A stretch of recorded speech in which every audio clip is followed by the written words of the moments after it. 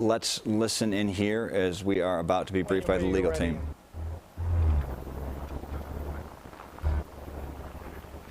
May take a minute as they get set up, but we want to hear from them from the get-go. Swap it out. Just in case leave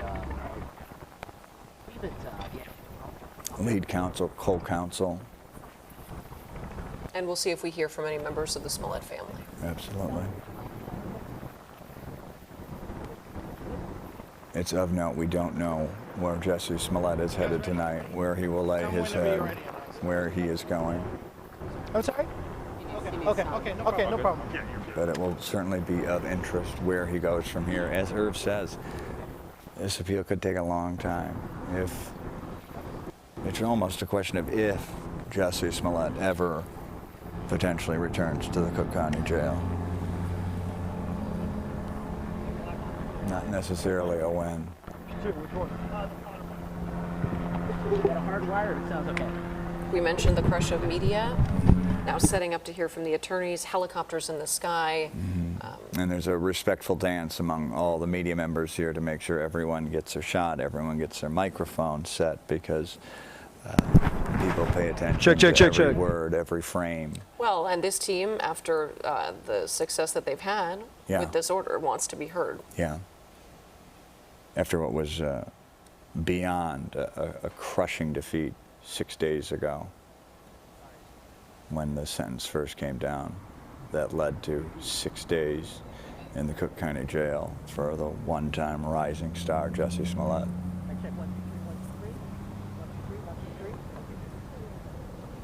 Ready? Yeah. Okay. Obviously, the Smollett family, they're very, very happy with today's developments. The legal team, Ms. Waddell, Mr. Allen, Ms. Walker, and Ms. Lewis, and myself, we're very elated about this. Let me make something clear. There is no room for politics in our court system, and our appellate courts in this great state do not play politics. Let me make something clear. When this case was initially re-indicted, when this case was prosecuted, when this case was sentenced, at each of those steps, I wondered to myself whether Chicago has seceded from the Union. Because in this country, you cannot punish a person twice. And while everyone was focused on the sensationalism surrounding this case, people were not focused on the constitutionality of the prosecution. And we've been trying to tell everyone that.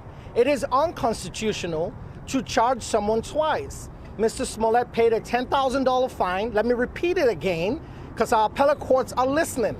Paid a $10,000 fine and did community service. Now, there's no time machine to go back in time to undo those things. His $10,000 fine hasn't even been returned to him, right? And then you re-indict the case and you give him 30 months probation for a Class 4 felony with a man with no criminal record, felony record. 30 months probation, you give him 150 days in jail. You give him what else? You make him do restitution of $120,000, and then you give him the maximum fines. You know, and there's something wrong with that. We've been complaining about the disparate treatment of African Americans in the judicial system, regardless of what you think about this case. Some people might think Mr. Smollett is guilty. I disagree. We all disagree. But that's okay. You're entitled to your opinion. But the real question is, should black men be walked into jail for a Class 4 felony? Shame on you if you think they should. That's a disgrace. It's wrong. We're talking about decarceration in this day and age. The Trump administration, the Obama administration, the Rauner administration in Illinois, and people are still trying to lock black men up, and it's a disgrace. Now, the judge's sentencing, I couldn't disagree more with it. The judge spent a great deal of time chastising, berating my client. I've never seen that, and I thought it was unprofessional. That's my personal opinion. Not happy with that. And we look forward, now that this case is gone to the appellate court, to actually having finally an intellectual conversation about the constitutionality of this case. I'm not playing politics. That's all I'll say for now. How's everybody doing? Could you spell your name? Sure. Shay Allen is S-H-A-Y. And it's no coincidence that we're here today. I think we're here because the appellate court realized this was the right thing to do.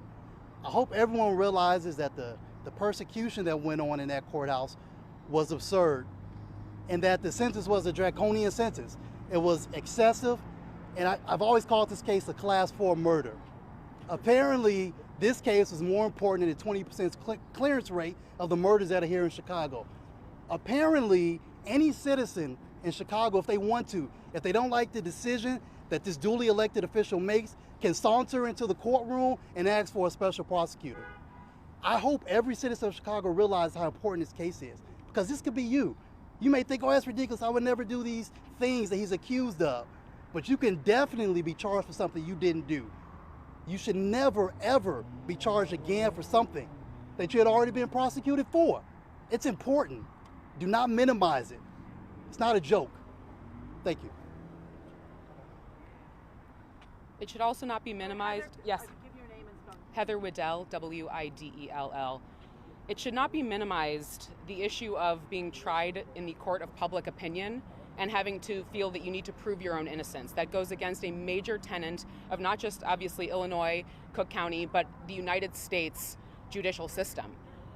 Mr. Smollett had to come into this courtroom 2.5 years after this incident occurred and felt that he needed to prove his own innocence. And again, that's patently unfair. That's not how the system works. That's not how the system should work. And the sentence that Judge Lynn doled out was completely devoid of any sort of intellectual curiosity or prowess. And I think, again, the appellate court, we're very, very much looking forward to having a non-political discourse with them that is intellectual, that's understanding of the laws, that are understanding of what Class 4 felonies mean, what the statutes are designed for by the legislature of this state.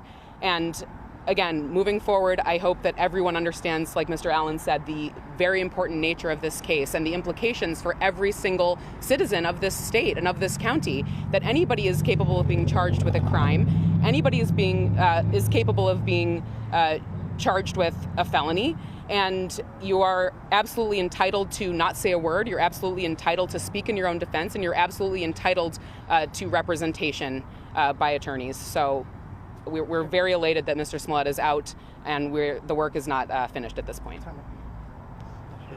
Yeah. Hello, Tamara Walker, T-A-M-A-R-A. We are just pleased, we are overjoyed that the appellate court was able to cut through the politics, to cut through the smoke screen, and was able to understand that we have real, definitive issues for appeal. And that's why they made the decision that they made. This is a very serious issue that any American can lose their presumption of innocence should be an affront to us all. And you all saw during the sentencing how Judge Lynn took it upon himself to not only sentence our client, which is his right as a judge, but to character assassinate him. Let's not forget that the least act of a man is not the measure of a man. And we had letters of support from the NAACP who talked about the disparate treatment that black males receive in the criminal justice system. It is time to have that conversation. And we are elated that the appellate court is able to decipher the legal issues here and apply the correct standard. And we look forward to this process playing out. Thank you. Questions? And Can then we're out. any or Yes. whoever spoke with Jussie this evening to inform him he was getting out Yes. of jail? Tell us about that phone call. What was his reaction? The first thing Jussie did was he, what separates us in the jail because of COVID is the glass, and he pushed his hands on the glass, and his eyes got teary, and I've never seen that because he's been very strong in there, and he said, "I nearly lost hope in our constitutional system." And he did say that. And that was his reaction. He was shocked. I think he had nearly given up. I can't speak for him. You would have to ask him that question. But just looking at him, a human to another human, put in a cage for a class 4 felonies. Shame. So I hope the media would actually, instead of leaving here today and reporting about how he walked out and what, report on the constitutionality. Should the press, the #1 defenders of the Constitution, the fourth arm of government. Should you be standing by, reporting on how, oh, I think this is crazy, Jussie did this, maybe he did this, as opposed to standing there and asking yourselves in your newsroom, is this right? Could this happen to any one of us? Could someone come by and say, hey, listen, guys, I grew up in Nigeria under military rule. It's dangerous. We're playing with fire. The idea that a person can be charged twice, report that. Talk about that. The appellate court took a look at our motions. We submitted it to them. Focus. Stop focusing on sensational stuff. These are not tabloid papers. Focus on the real stuff. Is it right for a person to be punished twice? You know? And I'm going to say it. Is he getting all this attention because he accused two white men, or according to the media reports, is it because somehow the accusations were about Jussie said it was a white guy? Is that what's really going on? Because multiple reports, false reports, are made against black men all over the country. Nobody cares. They're under-prosecuted, non-prosecuted. Nobody cares. Why is it this one? What's really going on? Why are people so charged about it? Right? This is ridiculous. And you guys have to start doing your jobs. I've said it before, my father had a Fulbright scholarship in journalism. He was a professor of journalism. Do your job. Get out there, ask the right questions. I'm tired of reading the papers and reading tabloid stuff. Talk about the Constitution, ask the question, should he be charged a second time? I mean, it's frustrating. We've been through a year and a half of nonsense. And it has to stop, guys. Please. Focus on the Constitution. Focus on whether this is right.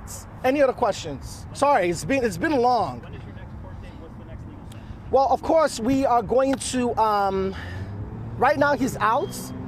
We're waiting for further ruling from the appellate court, and we're going to, of course, begin a normal appeal. Right? What we did initially was an emergency appeal, and now we're going to start the will for a regular appeal. And they release a schedule once I make that application. So that's coming soon. Good question. Could you talk about the timing of this and how getting him out of jail, because the appeal process is so long and he would have easily spent his sentence? Isn't that scary?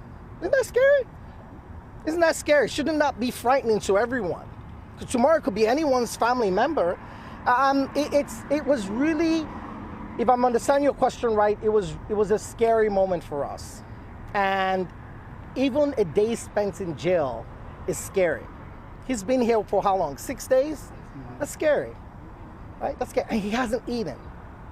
Guys, he hasn't eaten for 6 days. Why? Maybe he knew spiritually something we didn't know, right? So he hasn't eaten for 6 days. Why? Well, I'm sorry? Why hasn't he eaten? I'm going to find out from him. But maybe being in a cage for a class 4 is enough to make you not to eat. I wouldn't eat either. I'll be upset. And what is your relationship? So hold on, Charles. I just wanted to ask, he left very quickly. He didn't answer any questions, make any comments. Where is he going? Where is he going to spend his time now? Come on now. Charlie. What does Jussie relate to you about his time, 6 days? He's been really, really strong. Each time, we've all seen him every day, and each time we've gone in there, he's been very strong. Honestly, I expected, going in there, most clients I see in custody, they're usually broken, but he wasn't broken. He isn't broken either. And he's a very strong leader type personality, and he held up in there. He held up in there, I'm sorry, is he allowed to leave the state? I mean, you don't want to tell us where he's going, but is he allowed? Is he staying in Chicago or I'm not going to answer that. Well, just wait. I'm sure somebody from the family is going to talk soon. legally has it been said that he can leave the state or not? Well, yes. When the judge gave him probation, he allowed him to travel and stuff, right? So the answer to that question is an absolute yes. So he has not eaten, or he's eaten very little? No, he's been drinking ice cold water. Ice water. That's been his food and liquid. It's a protest? Is this, what's the... Charlie, if you were in jail for something you didn't do, would you eat or would you be I don't know. I know, Charlie.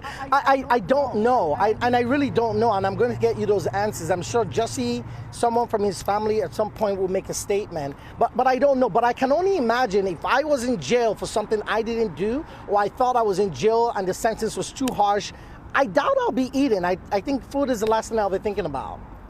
Any other questions and we're done? Okay? All right. Okay. Thank you. Thank you. Lead counsel Really kind of spouting off there, giving him a moment, as it has been an emotionally charged week for him as they fought for this release, trying to relitigate some of the circumstances, but in the end, his client was guilty of a crime, and guilty of a crime that transfixed not only a region but a country, and now that client is out 6 days later. Irv, your takeaway from that? You know, what happened today does not involve the merits of this appeal as to whether or not he was proven guilty beyond reasonable doubt, or whether or not there was double jeopardy or due process violation. The issue today was simply what the appellate court believed, for two reasons: that he should be released from custody, and they articulated those two reasons in there, and we've talked about it in their court order today. The other thing is, the only thing that order did today was erase the imprisonment. It did not say he's no longer on probation. So the probation continues. The judge gave him permission to leave the state when he sentenced him, so he could go to California, New York, wherever he wants. But according to this order, the only thing that's gone is the imprisonment, but not the probation itself.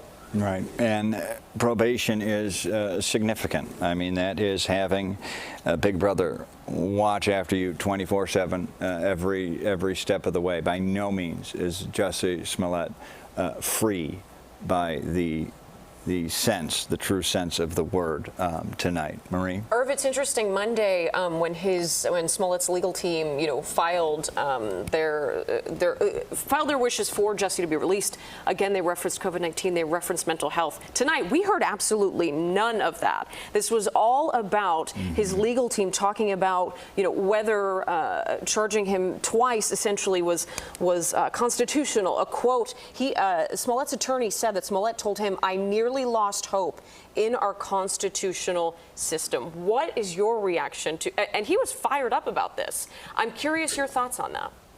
Well, as I said previously, I think that is a ripe issue for appeal. I think 99% of the other issues that he alleged in his motion for new trial had no merit whatsoever. But the fact whether or not his due process rights were violated by going ahead and indicting him a second time, when there was an agreement by the state's attorney's office of Cook County that the case would be dismissed and in return he'd pay $15,000, and that's a promise by a prosecutor. And the appellate court could easily say, I don't think he should be tried twice. But on the other hand, jeopardy never did attach in this case. I don't believe this is a double jeopardy case, because he was never put in jeopardy. He was never found guilty. He was never found not guilty. And that's when the second case got indicted, to start all over again. So there are ripe issues for appeal, but that's not what was addressed today before these appellate court judges. It was just the fact of whether or not he should get out pending the appeal. All right. It is an interesting legal question, but there truly was no official adjudication of the first quote-unquote case, if you will. Let's go back to our Charlie DeMar on the scene there. Charlie, takeaways?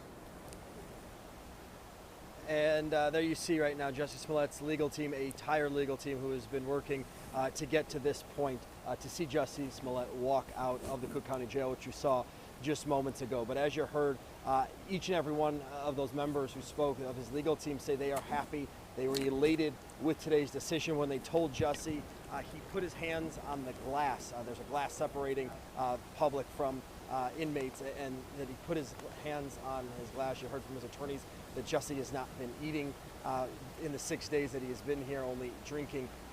But back to the law of it, as Irv touched on and his attorneys touched on, is that his legal team says that they are looking forward to this appeals court to have an intelligent conversation with an appeals judge and to get it out of the court here, at least for the time being. But elation, at least in this first step. We do know that Jussie also paid an $150,000 I bond, which allowed him to walk out so quickly tonight. But again, that emergency appeal worked. This is a legal team that is happy, but of course questioning the fact that Jussie was even tried, that his case went to a trial. They feel that it never should have in the first place, that it should have stopped with Kim Foxx not deciding not to prosecute this case. And we want to point out, Charlie, you personally, along with many of our colleagues here at CBS Chicago, have tirelessly reported the facts of this entire case, the timeline, all of the details. Some criticism from Smollett's legal team tonight that some of those conversations weren't happening, but those conversations have been happening throughout the course of this case. We have questioned the entire 360-degree circle from day one, and Charlie has been leading that charge.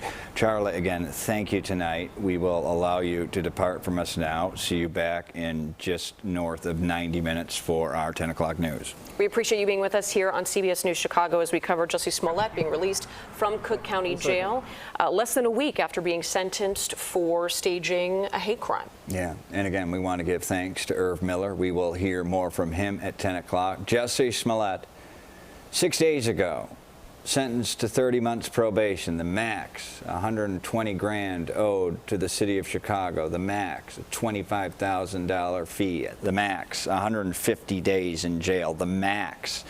6 days later, there you see, he is temporarily, quote unquote, free. We appreciate you joining us on our digital platform, CBS News Chicago. Be sure to join us back here, and we'll join our broadcast friends at 10 p.m. for a full wrap. See you then.